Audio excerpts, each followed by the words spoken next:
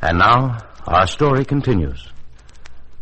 The violent storm that had sprung up so suddenly earlier tonight had quieted somewhat, but the rain still fell heavily, monotonously. It was after 10. The downtown section of Elkhorn City was practically deserted. The cocktail lounge of the Crescent Hotel had one customer, Dr. Gordon Foster, who was in a very gloomy frame of mind. Rain gets on my nerves. Monotonous. Just like my life here. That certainly is a brilliant, profound analogy. Feeling sorry for myself. Well, I go home. But, on the other hand, why go home? Now, if I had someone like Elizabeth to go home to, she wouldn't have me. No. I wasn't enough of a genius for her.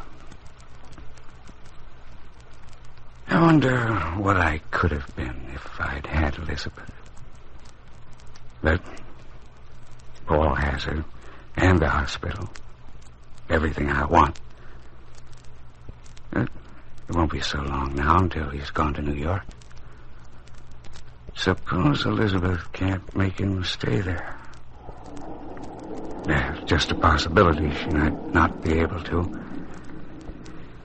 Then I'd have to find some other way to dislodge him.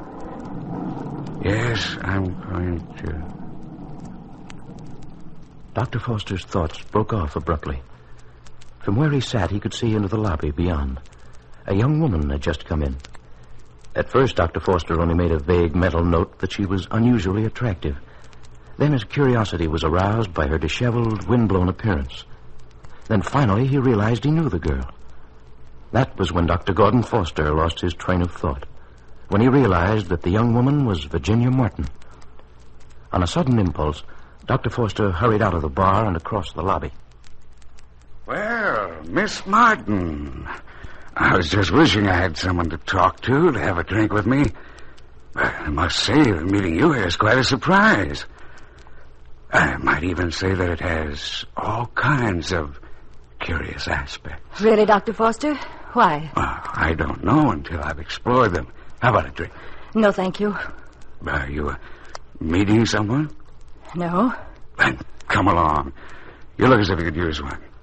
You look as though you've been caught in a storm. Yes, I was. Look here.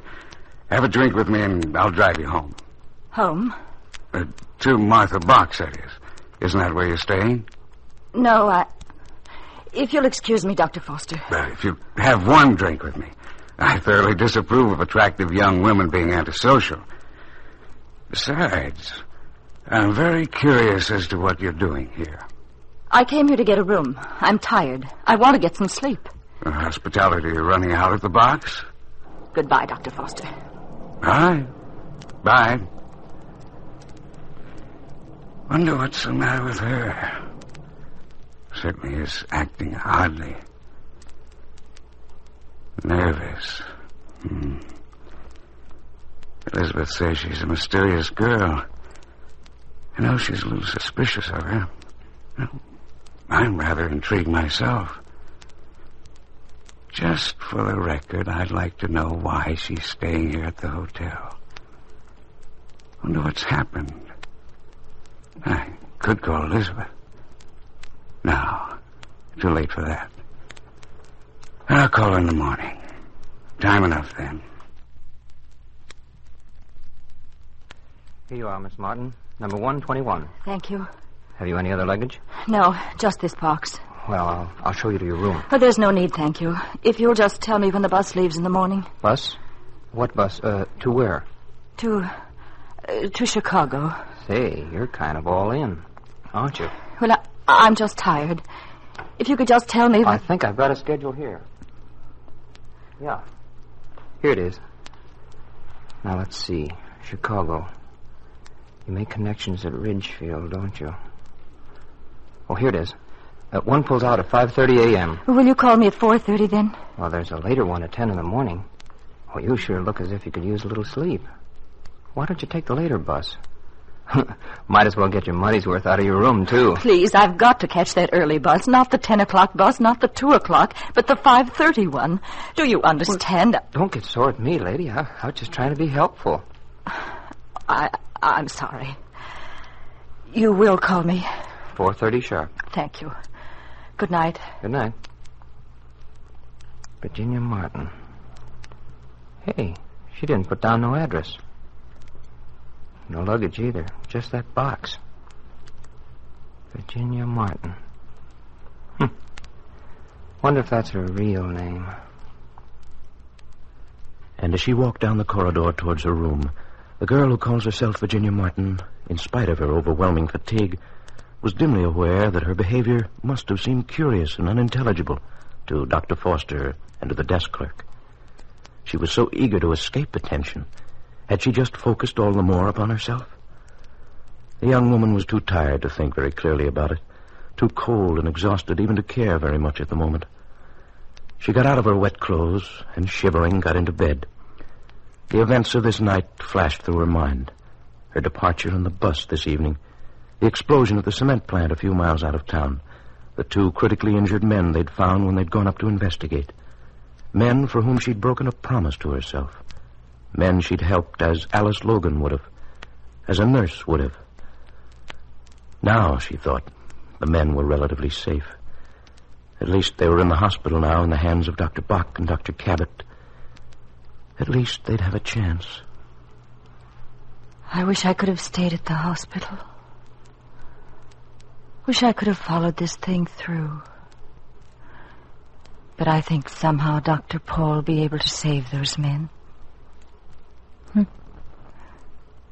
Funny how much confidence I've gotten in that man since I've been here.